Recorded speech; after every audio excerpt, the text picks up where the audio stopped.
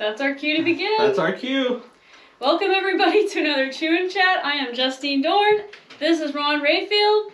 And you guys have been complaining you want more vegetarian historic recipes. So we made vegetarian chicken. Vegetarian chicken? That's right. Completely meat-free for you all. Now this is a 200-plus-year-old recipe, or receipt as they used to call it, for cake. This is from Hannah Glass's book. It is. It's actually from this book right here. Like Ron said, published by Miss Hannah Glass, The Art of Cookery, Made Plain and Easy. And this was published for the very first time in England in 1747. But it was so popular in America, in the colonies, it was actually the best-selling cookbook in the colonies in 1776. Random fact. The Art of Cookery, Made Plain and Easy by Hannah Glass. And this book was actually owned by George Washington and Thomas Jefferson. Wow. That's right. And so this edition is from 1805. Yes, there's been many editions going all the way up to the 1830s, I believe. They just kept on re-releasing it. Re-releasing it, editing it a little bit every single time to meet modern expectations and tastes. Even Thomas Jefferson's granddaughters quoted this book. Dang. So this book was very popular for decades and decades and decades. This is the 1805 edition, the very first edition to be published in America. Okay. Before then it was published over in England, even though it was still a bestseller over here. It's funny because in the 18th century, we didn't like anything British, really. Like the Boston Tea Harbor, just dumped that stuff in the harbor. But this book, ain't nobody touched this book. This book was loved. So that's where this comes from. And you know what? I just thought I'd cook it in my new chicky mold. You see the resemblance, right? That came out of that. I'm quite impressed with it. Now, obviously, it's our first time ever using somebody this. here obviously likes chicken wings. I took a wing. She took a wing. I took a wing. I like dark meat.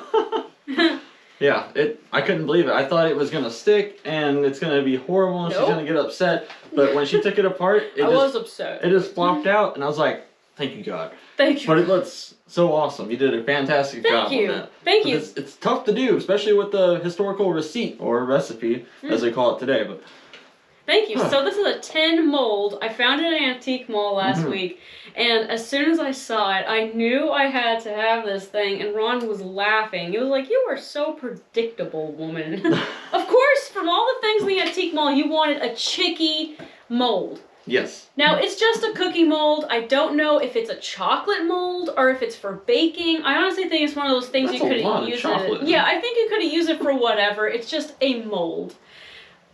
I mean, love it. Yeah, you could put it in there. Yeah, so it comes apart. These are the legs. You can even put ice cream in there. You know, you technically could put ice cream in here and put it in the freezer. So the legs come apart. I haven't cleaned it yet, so it looks red inside, but that's from the cake. Is this a Rhode Island red, or is this a... That's a Rhode Island red chicky, yeah. Same color. That's right. So it just comes apart like that. And it didn't leak at all when it was baking. It's a nice fit. It's nice. I love antiquing because I find stuff like this. Now there are baking molds, there are molds for stuff that you put in and let it set up. There are molds for things for freezing. They had little bitty molds for ice cream back then. Oh yeah. That you could put ice cream in and let it freeze, and then you take the mold out and then you got a fancy shaped ice cream scoop or a ball of something. Yeah, that's right. So, another thing in the room, though, that we got from a recent antique haul is this clock here. This is made by a man named Seth Thomas from Connecticut, and this particular model is from right around 1830. Now, there are a lot of these clocks, and they all have some variation of what is supposed to be Mount Vernon painted on the door down there, and where the sun is, that's where you see the pendulum swinging back and forth. We're having an issue with the pendulum swinging back and forth because it is not on a completely flat surface right now. We didn't build the cabin with the laser level spec, so... No, so it's going, but then it's stopping because the pendulum has to be completely level. But we picked that thing up at an antique mall recently. It's going to be the clock we're going to have in our homestead. I just fell in love with it. It's from 1830, made in America. And I love that it has the original, like, instructions plastered to the inside. The thing stopped working again. Now, there is one issue with it. I swear when it's on level ground, it actually does work. It does work. But the problem is that the chimes are out of sync with the hours. Yeah, it'll just randomly chime. As you heard at the beginning, it chimed once, and it's 6 o'clock, so it's off. So we gotta take it to a mechanic, right, for a clocksmith, or I don't know the technical name for a clock guy to fix it. Yeah, and just put the word Smith after everything. Yeah, Smith. Chicken Smith, shoe or Smith. Ist, a clockist. Clockist, pewter Smith, booksmith. Yeah. So, yeah. A clocker. I'm absolutely in love with this clock. And we got it for a very reasonable price, considering it's from 1830. Yeah, it's a beautiful clock. I thought it was beautiful from the moment I seen it. I did not advise her to get it. I had to force it. But once she got it and we found out how old it was and, you know, all that, it's grown on me. I really love it. It's beautiful. It's made out of mahogany. But going back to the man who made it, Thomas Seth, he started building clocks in 1807, and his family's business went all the way until 2009. Whoa! So 202 years they were in business for. That's a shame they recently shut down, though. I know. Wow.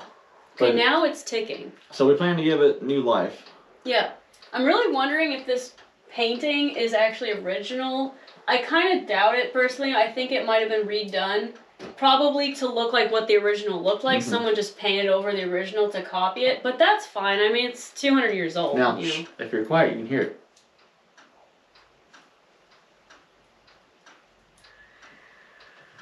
Okay. It's a beautiful sound. It's ticking. I love clocks. It is pretty. Now, some of them had the little finials on top were made of brass. These ones here are wood, obviously. And like I said, it's made of mahogany. And that's about all I can tell you about it. It has 2 winding spots. The one on the right-hand side as you're facing it is for the time, and then the other one is for the chimes. Yeah. So you wind up a weight, and it keeps the pendulum going, and then you wind up another weight, and it allows the chimes to do their thing. So, I'm not a clocksmith, but let's get back to this. Yes, Ron. So what part of the chickie do you want? You like white meat or dark meat? I like all of it, but I do like the breast meat. Okay, going for that. Oh! Sorry, chickie. Oh, it's not going to look like a chickie much longer. So this is called a nun's cake. A nun's cake? Nun's cake. And I cannot for the life of me figure out why it's called a nun's cake. Did nuns in a convent make this cake? I don't know. It's also called a rich seed cake. Now, back in the day, seed cakes were very, very, very popular. Seed cakes was a cake that had caraway seeds in it. Now, remember, this is a time before vanilla extract. Can you wrap your mind around a white cake today that does not have vanilla extract? I don't think so. But this has rose water in it. Exactly. That was kind of their equivalent back then of vanilla extract, is they would have to flavor it somehow, so they would put rose water or orange flower water in it. Orange flower water does not taste like oranges, so I'm going to disappoint you guys right there. It tastes like flowers. And rose water obviously also tastes like flowers. It's a very old-fashioned flavor. You either love it or you hate it. Same I hate it. with caraway seeds. I hate them too. You know that's what's in rye bread? I do like rye bread when there's a good dill dip to go with it, but the rose water just makes me think I'm like eating my grandmother's perfume in this cake. Everybody's grandma wore rose water. I wear rose water. My point is that. What does this mean? So have you ever had a rose rye bread? I mean, isn't that a little weird? This is weird. So we're going to see what Ron thinks about this cake. I've already tried it. Ron has not tried it at all. You're going to give your review. Just to clarify, they did have vanilla back then, but it was very rare and very expensive and hard to get. It was. Somebody like Thomas Jefferson would have had. And he did have it because he made vanilla ice cream. Yes, he had his own receipt. I think he liked to cook in his spare time. I think he did as well, and apparently his granddaughters did too. All right, it looks normal. It looks like a regular old cake. It does, but does it taste like a regular old cake? Emphasis on old. Okay. The consistency is actually really good. Also, keep in mind this is before modern leavening agents. We have no baking soda, no baking powder. It's going to be very dense. Only the eggs have leavened, and then whatever bacteria off our hands makes the natural yeast, if you will. That's true, yeah. I beat it for 2 hours. This ain't no secret. I know, I've seen that. You guys, you know that shot where she come outside? Well, I was up in the tree. Yeah, you were up in the tree, squirrel. Yeah, I got boo-boos. Oh, yeah, he got all scratched up for that shot. It's just Ron and I out here doing this, so thank you, Ron, for doing it. You're welcome. This is good. I actually kind of like it. That's so surprising. The consistency is great. It's not a dry cake, even though there's not a drop of oil in it. There is butter, but the consistency is good. The flavor is good. I actually really don't taste that much rose water, and I was nervous because I don't like rose water. In the past, whenever we've had a caraway seed dessert on here, which is frequent because they were obsessed with it, you've never liked it. I know. It works in this for some reason. I don't know how or why, but it does. Really? This is good. Do you even taste the caraway seeds? Okay, now I see some. Let me try this bite. Okay. Okay. I bit into one. Yes? Still don't like them. You don't... Oh, okay. It ruined it for you. Here, that bite. Hmm. If I had some milk, this would be awesome. Oh, but you said you like it. So you don't like it or you do like I do like it. What would you give it? 1 out of 10. I'm going to give this... I'm an icing guy. I love icing on my cakes. Oh. First of all, I'm a pie guy. But if I gotta eat cake, I like icing. So I'm gonna give this... I'm gonna give it 12 on the creativity and... Oh, thank you. And skill and decorativeness of it. Because it is hard to do this.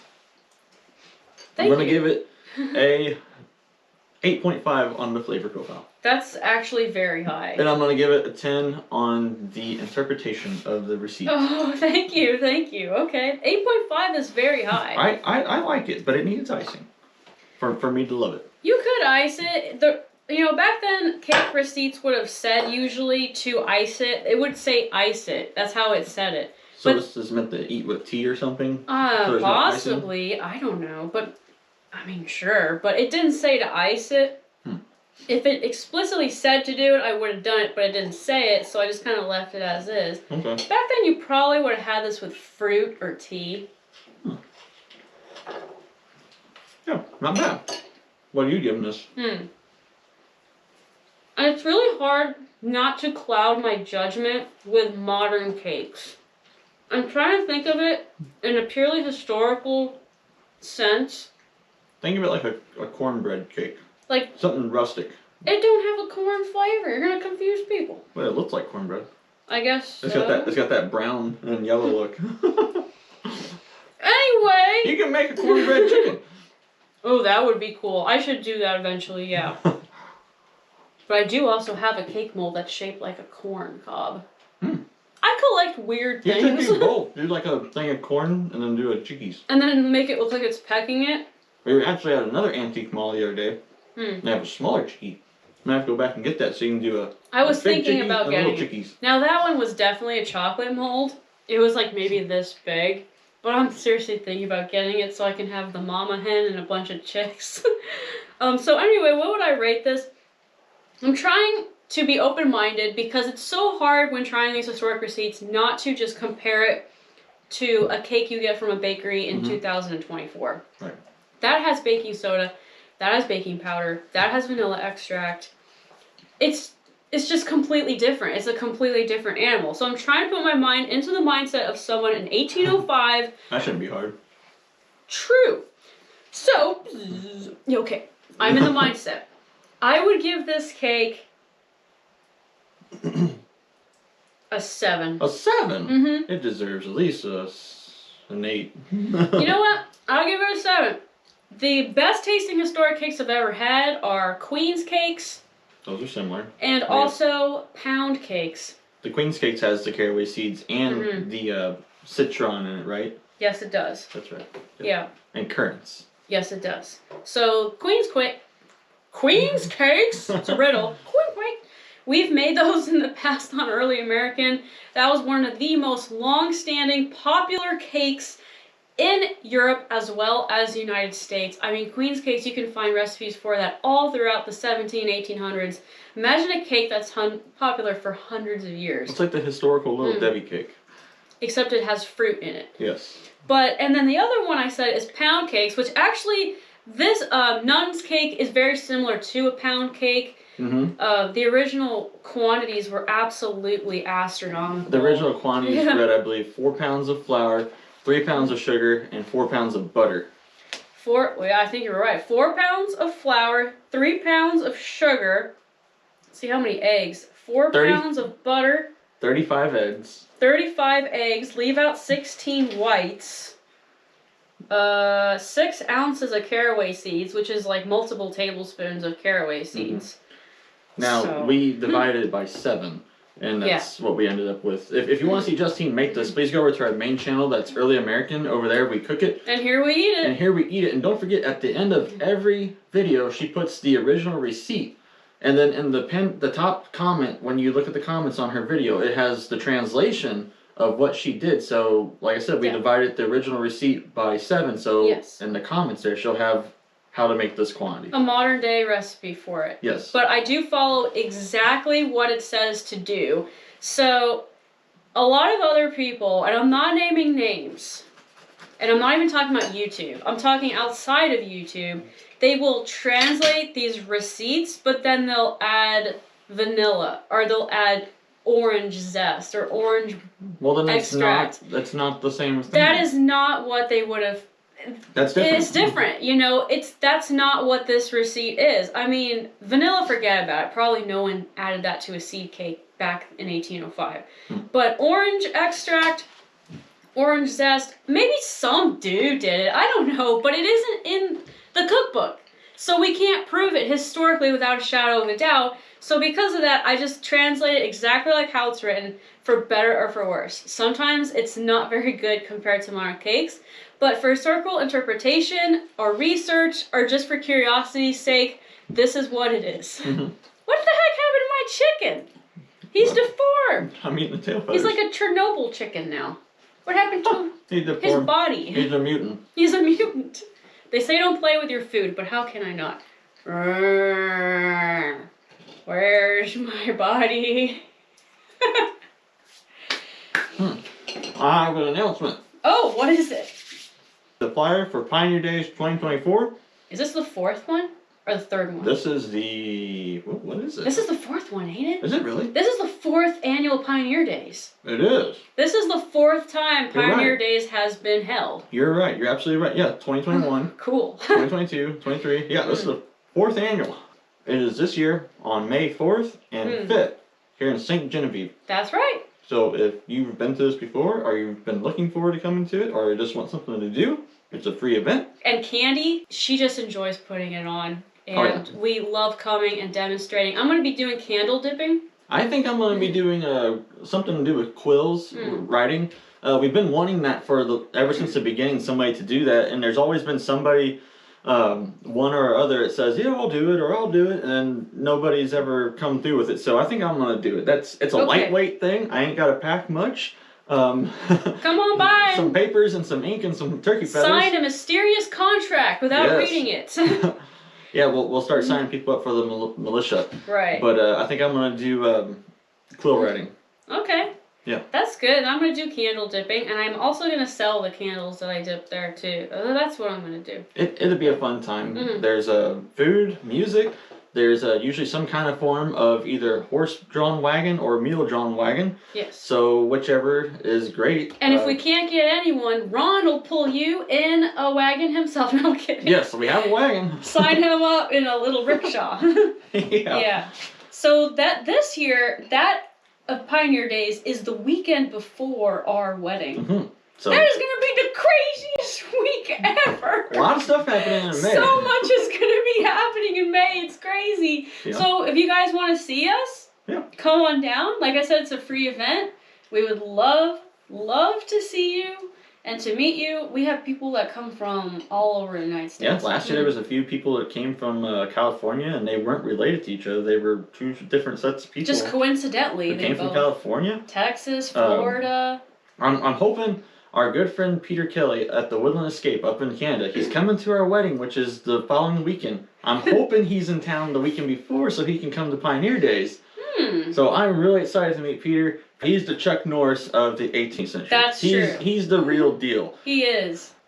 We're so excited to meet him. I'm excited to meet him. Yeah, he's coming to our wedding all the way from Canada.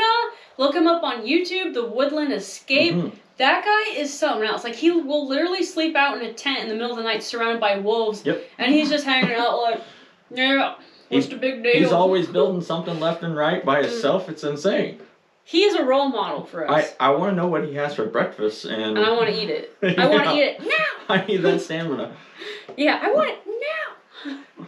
So we'll see you guys there. If you know you're not making it to the wedding, we'll see you guys a week before the wedding. So that counts too. And I got one more thing to talk about. Oh, what you got, Ron? This week's weirdest history fact. This week's weirdest history fact. And this one's pretty weird. This one's Go. weird. Alright. I got here a wife. Who wants to buy her? She ain't the best at cleaning. She ain't the best at cooking.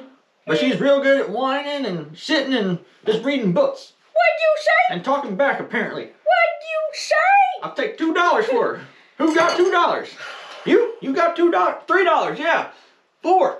Okay. Come 4. on, give me at least $5. Man, you can't even buy a gumball these days. Oh, with I'm that. just kidding. I'd never sell you in a million years. Thank you. So what are you talking about? Wife selling? I'm talking about wife selling. Yes. That was a thing. Now, there were auction blocks in our time for everything. Good things, bad things. Yeah. And, of course, for wives. For a woman. Men who did not want to be married to their wives anymore. Instead of divorcing, because it was very hard to get a divorce back then. Very hard to get divorced, very expensive. So if you were a lower budget person... This was a practice among the lower classes. Yes, middle and lower classes. Some middle class would do it. But you would have an auction for your wife. Usually the other person buying her is somebody she's been running around with behind your back. Oh, Lord. At least that's how it works out. Oh, Lord. Or your best friend might be like, oh, I fancy her. Here's $3. Yeah, or a total stranger could have bought her too. But where did this practice even start? This was a Britain thing. Yeah. So along with other English customs, settlers arriving in British America colonies during the 17th and 18th and parts of the 19th century, they carried with them the practice of wife selling and believed in its legitimacy. That's a hard word to say. Legitimacy. As a way of ending a marriage. Oh. It wasn't until the Marriage Act of 1753 that a formal ceremony of marriage before a clergyman was not a legal requirement. And marriages were unregistered except for those performed in a parish church or noted in church registers. All that was required was for both parties to agree to the union so long as each had reached the legal age of consent, which was 12 for girls and 14 for boys. That's another very interesting topic because I think there's a big misconception in the 18th and early 19th centuries that there were no unmarried couples that lived together. Mm-hmm. In fact, out here, there were probably more unmarried than there were married couples that lived together because it was so hard to find a priest out here. Right. There was one priest for the entire county of St. Genevieve. Now this was a French area, so Yes. it was Catholic. Yes. So the entire county, and the county of St. Gen used to be the size of like 4 modern day counties. Yeah, it's been broken up. Yeah, it used to be absolutely massive, but over time it's been cut up into like 4 different counties. Mm-hmm. So to find a priest out on the frontier was very hard. And even in England too. I guess enough people complained about it, where you were legally married, well not legally, but you were married and it wasn't considered a sin as long as you both left your parents' house and lived together. There didn't have to be a priest involved, didn't have to be a court record. Right. So the earliest thing the earliest account that I could find of here in America is in 1645, the particular court of Hartford in Connecticut reports the case of Bagot Estilon, who was fined 20 shillings for bequeathing his wife to a young man. Because it was illegal, technically. Yes, it was illegal. Now, this practice of wife selling continued all the way up until the early 1900s, especially over in Europe. Some people were even in cahoots with each other. Yeah. They would sell to one another so they could make money, and then she would eventually come back to him. Oh, I see. Yeah. Yeah. And that's when it starts getting dangerous. Some people start getting killed, probably. It was considered to be a lower class, part of lower class, working class culture. So upper class people made fun of poor people for this terrible practice that they did. Yes. And it was originally a British thing. Yes. But it came over here with British immigrants. When was the last time this was even done? The last time it was done in America was late 1800s, I found. Mm. But I do have, there's these things called satires, or political cartoons is what we call them today. This one is from London, and I believe it's from 1797. And it says, "Now is your time, gentlemen. Here is my fat heifer and 10 pounds worth of a bad halfpence. All for half a guinea. Why, her hide's worth more to a tanner. I'll warrant she's beef to the heels, and though her horns aren't whimsical, yet he that buys her will soon feel their sharpness. Oh! There hasn't been such a beast in the market for years. Sounds say the fool in blue apron..." Wait. I don't know. Just don't read it. Okay. Anyways, that's really hard to read. That's harsh, though. But he called her a fat heifer, and she has sharp horns Yeah, instead so or something. that there was no beast like this. And she looks like a piece of beef or something to do with beef. I don't know. Yeah, so I think it's trying to say that you would have auctioned off your wife too if you just didn't like her. You know, but that's part of the whole divorce thing. I mean, sometimes it was done for money, but sometimes it was also done because you just did not like your wife. She wasn't very nice. Obviously, you had to be a real not good person to sell another human being. Right. But yeah, it's a shocking practice that continued throughout the 1800s. Well, she was nice, and then after the honeymoon, I guess she showed her true colors and didn't want her anymore. Her horns came out, like it says. You've been true to me the last 3 years. Run. Nothing's gonna change after we get married, right? You've seen me in my pajamas with my hair all frizzy, of course. I have no I guess I'll find out the day. anymore. I'll find out the day after the wedding if. You really can't cook? You've been getting takeout this whole time secretly? Bud. I can't believe people seriously did that. Yeah. Bizarre. It's bizarre and it's sad. You know. Yeah. Yeah. That's why you shouldn't get married unless you're 100% sure. Oh yeah. Yeah. And I'm 100% sure, just to make that clear. Well, thank you. Thank you. I love you. I love you too. Our wedding is actually about 2.5 months away. Mm-hmm. It's May 11th. I haven't really been eating much of this chickie.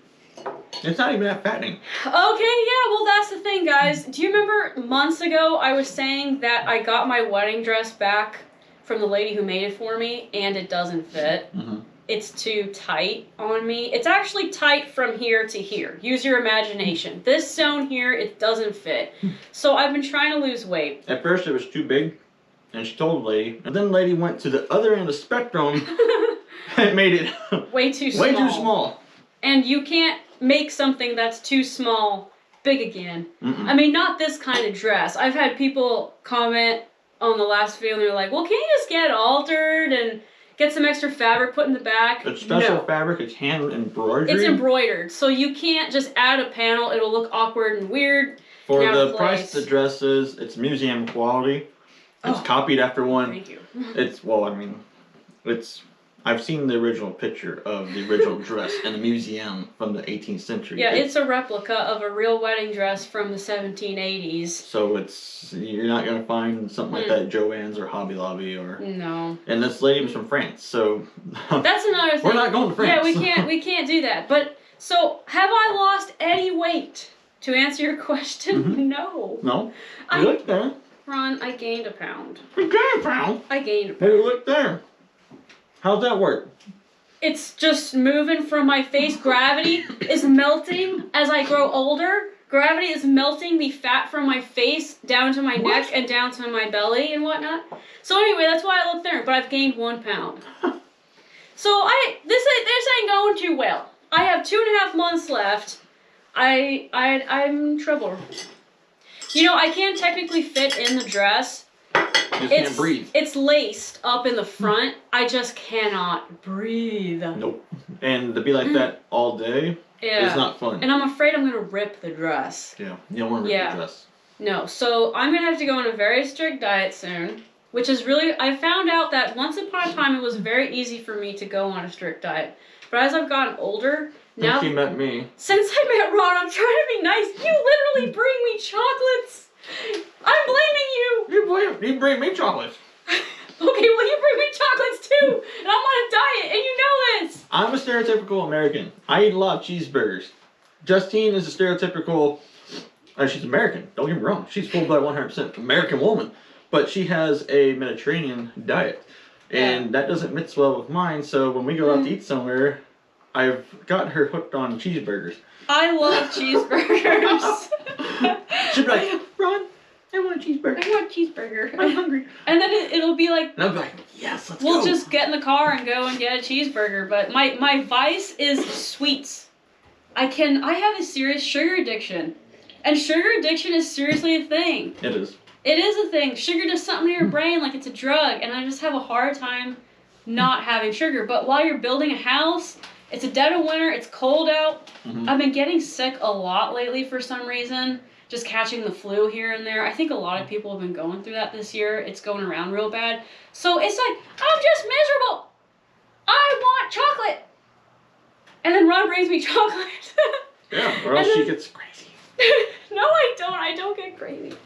Well, maybe. But, so... You've been doing good, though. You said no more sweets a week ago, and you're doing great. Thank you. Yeah. Thank you. So I'm trying my best. Also, a lot of it's probably water weight. You drink water like a fish. I do drink water like a fish. She drinks over a gallon of water a day, which is good and healthy. But that also puts a lot of weight on you. Because, I mean, a gallon of water weighs, what, like, I don't know, 5 pounds? One time... so just 24 hours before the wedding, just don't drink any water. That ain't a good idea at all. I'll be dehydrated. I'm a raisin. Look at me. I'll be dehydrated and I'll be in a dress that's way too tight. I'm gonna pass out. And I'll be nervous. But anyway, so that reminds me of last summer when we were at the house building one of the wall raising party days, and we were out there like all day long. Oh yeah. Sweating. It was 100 degrees. Literally 100 degrees. It was horrible. July. Oh yeah, July. I remember that. Yeah, so the next morning I weighed myself. I lost 5 pounds in one day, and it was all water weight because I gained it back 3 days later. So I do drink water like a fish. So anyway, it sucks because I don't want to lose weight. Another reason, honestly, I don't want to lose weight is because I used to actually be underweight. Years ago, before I met Ron, I was like 97 pounds. I am not that anymore. Not that at all. And I just don't want to lose weight. Like mentally, I just don't want to do it. You're perfect where you are. Thank you, but I can't fit into this dress. But it's not your fault. No. You're still the normal weight when I met you. Thank you. So it's the lady's fault that made it too tight. But there ain't nothing I can do, so I have to fit in this dress. Where's the duct tape? Spin around with the duct tape doing circles. The dress, like, literally fits me everywhere. My arms, my stomach, whatever. It fits everywhere except for my bosom. That's the only part of me it doesn't fit. So it's like, even if I was to lose the weight, there's no guarantee I would lose it there. Right. I might lose it from my legs and or if you took my a deep enough breath, you'd just rip it probably. Bing, bing, bing. Buttons flying across the room. So I'll have to keep you guys updated every once in a while about how this is going. I have 2.5 months left. So far, not so good. You just started last week. I've been starting for the last 4 months. Starting and failing and starting and failing, but whatever. Well, anyways, I think we're gonna hop off here, guys. Thank you so much for joining us this week. It's always fun. Yes. We look forward to seeing you guys next week. Thanks. Oh, you're not gonna say bye? Bye-bye. Okay, bye. Take care, guys. We love you, and see you next week. Bye-bye.